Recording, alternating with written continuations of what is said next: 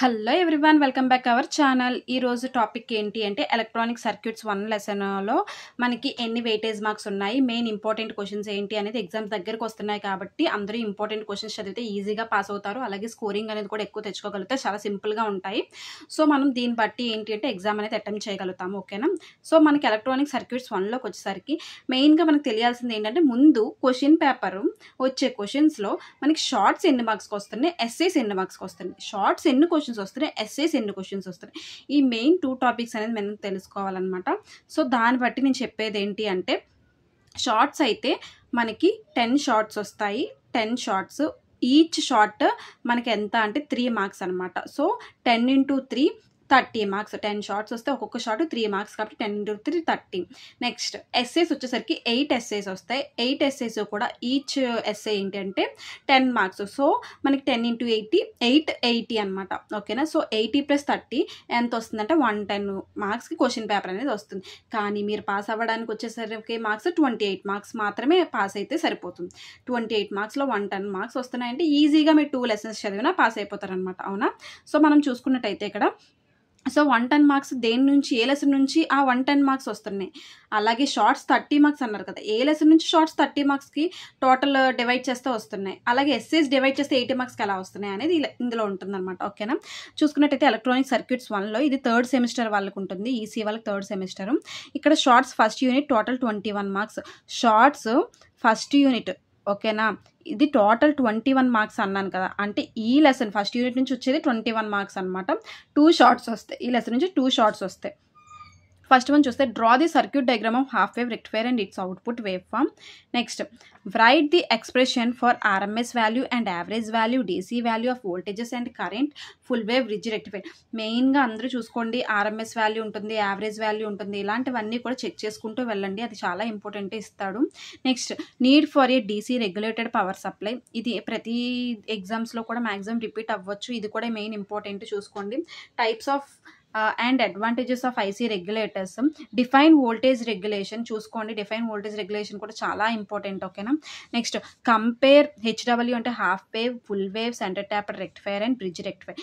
మనకి difference between రాయమంటాడు half wave, full wave, అలాగే బ్రిడ్జ్ రెక్టిఫైర్. మీరు హాఫ్ వేవ్, ఫుల్ వేవ్, అలాగే బ్రిడ్జ్ కానీ చదివినట్టయితే దాని డిఫరెన్స్ అనేది ఈజీగా రాసేయచ్చు, దాంట్లో ఉన్న మ్యాటర్ రిలేటెడ్గా ఉంటుంది కాబట్టి. 2 షార్ట్స్ కాబట్టి నాకు ఇక్కడ 21 మార్క్స్ అన్నారు కదా, 21 మార్క్స్ని మనకి 2 షార్ట్స్ కాబట్టి మనకి 6 మార్క్స్ అనేది వస్తుంది అనమాట, 2 షార్ట్స్ కూడా. నెక్స్ట్ ఎస్ఏస్ వచ్చేసరికి ఏంటి అంటే 1.5 ఎస్ఏ అంటే ఏంటి అంటే 1.5 ఎస్ఏ అంటే 16 మార్క్స్కి వస్తున్నట్టు అనమాట. 1.5 ఎస్ఏ అంటే 16 + 6 16 మార్క్స్ ఏమో ఎస్ఏస్, 6 ఏమో షార్ట్స్. సో 16 + 6 22. ఓకేనా? సరిపోయిందా? ఎస్ఏస్ చూడండి, మెయిన్ ఇంపార్టెంట్. ఎస్ఏస్లో describe the working of half wave rectifier circuit with the need sketch and wave form draw చేయమంటాడు, వర్కింగ్ రాయమంటాడు, డయాగ్రామ్స్ అనేది కూడా డ్రా చేయమంటాడు అనమాట. హాఫ్ వేవ్ ఇస్తాడు, బ్రిడ్జ్ రెక్టిఫైర్ ఇక్కడ రాసాను చూడండి, బ్రిడ్జ్ ఒకటి ఇంపార్టెంట్, హాఫ్ వేవ్ ఒకటి important, centre tapped full wave rectifier ఒకటి. Centre tapped full wave rectifier, bridge rectifier రెండు రిలేటెడ్గానే ఉంటాయి. మ్యాటర్ కూడా మీరు ఒక్కటే చూడండి, డయోడ్ మారుతుంది, అలాగే దాని యొక్క చిన్న వర్కింగ్ మాత్రమే మారుతుంది తప్ప మిగతాదంతా కూడా మనకి సేమ్ ఒకేలా ఉంటుంది అనమాట. నెక్స్ట్ చూసినట్టయితే explain the working of simple Zener regulator adjustable, explain the working of simple Zener regulator అనేది ఒక question. Next adjustable voltage regulator అనేది ఒక question. Centre tapped full wave regulator. ఈ 5 ఎస్ఏస్ మీరు చదివితే 16 మార్క్స్, అంటే 16 మార్క్స్కి మీరు అటెంప్ట్ చేయగలరు. ఓకేనా? మార్క్స్ అనేది. నెక్స్ట్ చూసినట్టయితే సెకండ్ లెసన్ చూసినట్టయితే టోటల్ 18 మార్క్స్కి ఇస్తాడు పేపర్. ఓకేనా? టోటల్ 18 మార్క్స్లో 1 షార్ట్ మాత్రమే వస్తుంది. 1 షార్ట్ అంటే 3 మార్క్స్కి వస్తుంది. ఓకేనా? సో ఓన్లీ మనకి 3 మార్క్స్కి వస్తుంది. 1.5 ఎస్ఏ వస్తుంది. 1.5 ఎస్ఏ అంటే మీకు ఎంత చెప్పాను ఆల్రెడీ, ఇది వచ్చేసరికి 1.5 ఎస్ఏ అంటే ఇక్కడ 15 మార్క్స్కి వస్తుంది. 15 + 1 అంటే 3 కదా, 16 17 18. సో 18 ఇది ఒకటి 1.5 ఎస్ఏ అంటే 15 మార్క్స్, 1 షార్ట్ అంటే సేమ్ 3 మార్క్స్ కాబట్టి 18 వస్తుంది. షార్ట్స్ చూసినట్టయితే టోటల్ 18 మార్క్స్లో least the factors affecting the operating point, define stabilisation factors S dash and S dash, define thermal అనేవి చాలా ఇంపార్టెంట్ చూసుకోండి, స్టెబిలైజేషన్ చూసుకోండి. Next factors affecting the operating point చూడండి, ఎందుకంటే వీటిలో నుంచి కన్ఫర్మ్ క్వశ్చన్ అనేది రావచ్చు. State the importance of heat sink ఒకటి. ఓకేనా? ఎస్ఎస్ వచ్చేసరికి చూడండి, ఎస్ఎస్ మళ్ళీ చెప్తున్నాను 15 మార్క్స్ కదా, మనకి మ్యాక్సిమం వచ్చేసరికి ఏంటి అంటే నేను 4 క్వశ్చన్స్ అయితే కన్ఫర్మ్గా చెప్పగలను 15 మార్క్స్లో. ఏసీ లోడ్ లైన్ కానీ డీసీ లోడ్ లైన్ కానీ ఇస్తాడు. అంటే ఏసీ లోడ్ లైన్ కానీ డీసీ లోడ్ లైన్ కానీ ఒకవేళ 5 మార్క్స్కి ఇవ్వచ్చు. ఫిక్స్డ్ బయాస్ సెల్ఫ్ బయాస్కి వచ్చేసరికి 10 మార్క్స్కి ఇవ్వచ్చు అనమాట. 15 మార్క్స్ కదా, సో ఈ రెండు వచ్చేసరికి ఫిక్స్డ్ బయాస్ సెల్ఫ్ బయాస్ 10 మార్క్స్లో ఏదో ఒక క్వశ్చన్ రావచ్చు. AC load line DC load line వచ్చేసరికి 5 మార్క్స్కి ఏదో ఒక క్వశ్చన్ రావచ్చు, లేదా రివర్స్ అయినా అవ్వచ్చు. సెల్ఫ్ బయాస్ అయితే చాలా ఇంపార్టెంట్ నాన్న, సెల్ఫ్ బయాస్ చూసుకోండి. కానీ సెల్ఫ్ బయాస్ ఇచ్చాడు అంటే మాత్రం అది కన్ఫర్మ్గా 10 మార్క్స్కే ఇస్తాడు. ఓకేనా, AC load line DC load line మాత్రమే మీరు మ్యాటర్ చూసుకోండి బాగా. అదొక్కటే 5 మార్క్స్కి ఇస్తే ఛాన్స్ ఉంది ఇది. Next heat sink and thermal runaway అడుగుతాడు. Next analysis of selection of proper operating point ఒకటి చూసుకోండి. ఓకేనా, నెక్స్ట్ థర్డ్ యూనిట్ మీరు చూసినట్టయితే సేమ్ థర్డ్ యూనిట్ 3 షార్ట్స్ కదా, 3 షార్ట్స్ అంటే టోటల్ 19 మార్క్స్కి ఇచ్చారు. ఓకేనా, ఈ లెసన్ టోటల్ 19 మార్క్స్, 3 షార్ట్స్ కాబట్టి సేమ్ 9 మార్క్స్కి వచ్చేస్తుంది. అంటే ఇక్కడికి వచ్చేసరికి ఏంటి అంటే 3 షార్ట్స్ ఇస్తున్నారు కాబట్టి 9 మార్క్స్, ఒక ఎస్సే 10 మార్క్స్ అనమాట. 10 + 9 సేమ్ 19. షార్ట్స్ వచ్చేసరికి చూడండి, draw the H model of CE transistor configuration. చాలా క్వశ్చన్ పేపర్స్లో ఇది రిపీట్ అయింది నాన్న, చెక్ చేసుకోండి. Next define the terms gain in dB and bandwidth of the amplifier. Draw the practical single stage transistor CE amplifier ఒకటే. Next 4th question, classify the amplifiers based on the period conduction ఒకటి. Next list any 3 applications of Darlington pair. మీరు Darlington pair question చదివినప్పుడే applications కానీ advantages కానీ disadvantages కానీ ఉంటే చదవండి, ఎందుకంటే చాలా వాటిలో ఇస్తారు.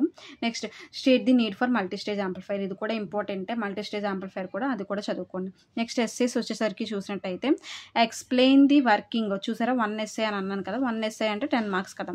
Explain the working of 2 stage transistor, same explain the working of 2 stage transformer coupling ఒకటి. Amplifier with the circuit diagram and also draw its frequency. Next RC coupled direct coupled. Maximum మీరు చూసుకున్నట్టయితే 2 స్టేజ్ ట్రాన్స్ఫార్మర్ కపుల్డ్ అనేది చాలా important, దాని తర్వాత RC coupled important. ఈ రెండు చాలా ఇంపార్టెంట్. ఈ రెండు ఇచ్చే ఛాన్స్ లేకపోతే మాత్రం డైరెక్ట్ కపుల్డ్ కానీ డార్లింగ్టన్ కపుల్డ్ కానీ మనకి ఇస్తారనమాట. చూసినట్టయితే డార్లింగ్టన్ పేరు హెచ్ పారామీటర్. మెయిన్గా నేను చెప్పేది ఏంటి అంటే 3rd యూనిట్ నుంచి వచ్చేసరికి మనకి ఒక ఎస్ఐ అన్నది కదా, ఒక ఎస్ఐ అనేది 2 స్టేజ్ ట్రాన్స్ఫార్మర్ కపుల్డ్ అయినా అవ్వాలి, లేదా ఆర్సీ కపుల్డ్ యాంప్లిఫైర్ అయినా అవ్వాలి. ఆ రెండిట్లో మెయిన్ ఒక టాపిక్ అయితే కన్ఫర్మ్గా వస్తుంది. ఒకవేళ అది రాలేదు అంటే మనకు వచ్చే ఛాన్స్ ఏంటి అంటే డార్లింగ్టన్ కానీ డైరెక్ట్ కపుల్డ్ కానీ ఇస్తారు. అంటే 5 మార్క్స్కైనా ఇవ్వచ్చు, చెప్పలేము. నెక్స్ట్ 4th యూనిట్ చూస్తే 23 మార్క్స్. 23 మార్క్స్కి ఏంటి అంటే టోటల్ ఒక షార్ట్ అంటే 3 మార్క్స్, 2 ఎస్ఎస్ అంటే 20 మార్క్స్. సో 10 × 2 20, ఒక షార్ట్ ఏమో same 1 × 3 3. Same classify power amplifiers based on the period of conduction shorts. List any 3 distorted power amplifiers. State the need for power amplifiers. Compare efficiency of different types of power amplifiers. చదువుకోండి 4 shorts కన్ఫర్మ్గా మాకు short అనేది వస్తుంది. SS చూసుకున్నట్టయితే SS కూడా చాలా important. 2 SS కదా, నేను చెప్తాను, ఈజీగా చెప్తాను చూడండి. Working of class B push pull amplifier with circuit diagram. Class AB and class A. 3rd one complementary symmetry push pull amplifier. Next double tuned amplifier, single tuned. Double tuned కానీ single tuned నుంచి కానీ ఒక essay కన్ఫర్మ్గా వస్తుంది. 2 essays కదా, double tuned కానీ single tuned కానీ confirm ఒకటి వస్తుంది. ఒక్కొక్కసారి ఏంటి అంటే క్లాస్ బి నుంచి కానీ కాంప్లిమెంటరీ సిమెట్రీ పుష్ పుల్ నుంచి కానీ క్లాస్ ఏబి నుంచి కానీ మనకి ఏంటంటే డైరెక్ట్గా 2 క్వశ్చన్లు ఇచ్చేస్తాడు. ఇందులో నుంచి వచ్చేసరికి ఈ 3 క్వశ్చన్స్లో 2 క్వశ్చన్స్ ఏదో ఒకటి ఇచ్చేస్తాడు. ఈ డబల్ ట్యూన్డ్ సింగిల్ ట్యూన్డ్ నుంచి ఒక ఎస్ఏ మాత్రమే వస్తుంది అనమాట. లేదు అంటే ఈ మూడిట్లో ఒకటి రావచ్చు, డబల్ ట్యూన్డ్ సింగిల్ ట్యూన్డ్ నుంచి ఒకటి రావచ్చు అనమాట. అలా 2 ఎస్ఎస్ వస్తుంది. నెక్స్ట్ 5th యూనిట్ చూసినట్టయితే టోటల్ 29 మార్క్స్. సేమ్ 29 మార్క్స్కి కూడా మనం ఎలా డివైడ్ చేసాము అంటే 3 షార్ట్స్ కదా, 3 షార్ట్స్ అంటే 9 మార్క్స్. సో ఏమో 3 షార్ట్స్ కాబట్టి 3 × 3 3 3 is 9, 2 ఎస్ఎస్ వచ్చేస్తుంది. సో 20 + 9 29 మార్క్స్ వచ్చేస్తుంది. నెక్స్ట్ షార్ట్స్ చూసుకున్నట్టయితే list the merits of negative feedback amplifiers. Compare positive and negative feedback.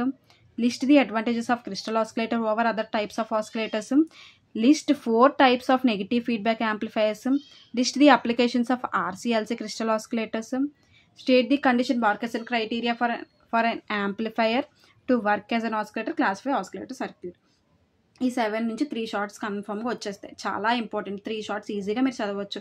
నేను ఇచ్చే ఇంపార్టెంట్ క్వశ్చన్స్ చదివితే చాలా నాన్న పాస్ అయిపోతారు ఈజీగా. ఓకేనా, నెక్స్ట్ వచ్చేసరికి ఏంటంటే ఎస్సేస్ వచ్చేసరికి draw the block diagrams of voltage series current series, current shunt, voltage and feedback amplifiers and compare their characteristics. 2 essays అన్నాను కదా, ఇది చాలా ఇంపార్టెంట్. ఒకవేళ ఇది రాకపోయినా explain negative feedback amplifier with block diagram and derive the expression for the gain. ఈ 2 essays నుంచి ఒక క్వశ్చన్ కన్ఫర్మ్గా వస్తుందా? కన్ఫర్మ్, అది గుర్తుపెట్టుకోండి. ఈ 2 ఎస్సేస్ నుంచి ఒక ఎస్సే అయితే కన్ఫర్మ్ వస్తుంది. Next, explain the working of RC phase shift oscillator with a circuit diagram, Wien bridge, Hartley Colpitts, transistor crystal oscillator. ఇందులోకి వచ్చరికి ఈ 5 నుంచి ఒక ఎస్సే వస్తుంది. 5 అంటే ఏంటి అంటే, మీకు హార్ట్లీ కాల్పిట్స్ చదివితే రిలేటెడ్గా Hartley Colpitts, transistor crystal oscillator ఈ 3 చదివితే ఒకే క్వశ్చన్ ఉంటుందన్నమాట. అంటే సేమ్ ఉంటుంది, చిన్న చిన్న డిఫరెన్సెస్ మాత్రమే మారుతాయి. Wien bridge, RC phase shift మాత్రం డిఫరెంట్, కానీ చదివితే చాలా ఈజీగా ఉంటుంది. ఈ 5 నుంచి ఒక ఎస్సే రావచ్చు, ఈ 2 నుంచి ఒక ఎస్సే రావచ్చు అనమాట. ఓకేనా? సో టోటల్ మనం అలా అటెంప్ట్ చేయొచ్చు. ఎవరికైనా సరే నార్మల్గా నేను ఒకటే చెప్తున్నాను అందరికీ, ఏంటి అంటే బిఫోర్ క్వశ్చన్ పేపర్స్ అనేది మీరు చెక్ చేసుకోండి. బిఫోర్ క్వశ్చన్ పేపర్స్ డౌన్లోడ్ చేసుకోండి. కావాలి అని అంటే నాకు మెసేజ్ చేస్తే నేను ఏంటి అనేది మీకు చెప్తాను, ఎలా చేయాలి ఏంటి అనేది కూడా చేస్తాను. ఓకేనా? సో ఈ వీడియో నచ్చినట్లయితే లైక్ చేయండి, షేర్ చేయండి, కామెంట్ చేయండి, సబ్స్క్రైబ్ చేయండి.